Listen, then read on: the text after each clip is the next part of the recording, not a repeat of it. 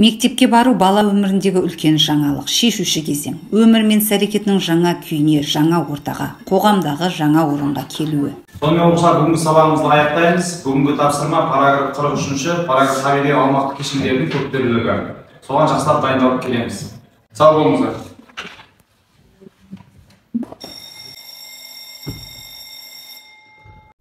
Оқушыларды құқықтық тәрбиелеу отбасынан және мектеп табалдырығынан бастап жүзеге асады.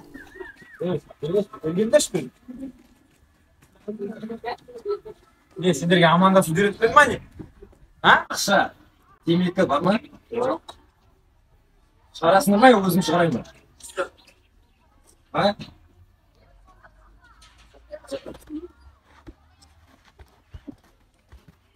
Ертең?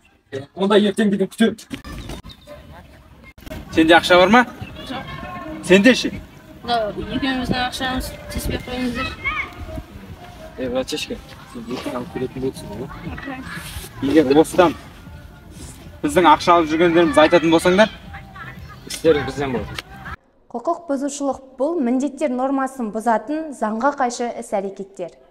Құқық бұзушылық екі түрге бөлінеді.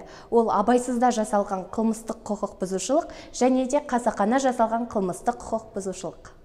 Жасөспірімдер арасында қылмыстық істердің көбею себептері.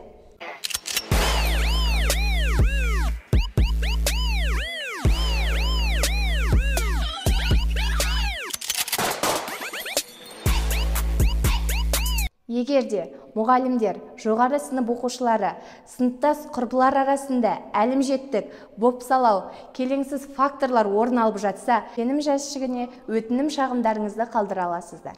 Құқық бұзушылыққа жол жоқ, өйткені біз бейбіт елде өмір сүреміз.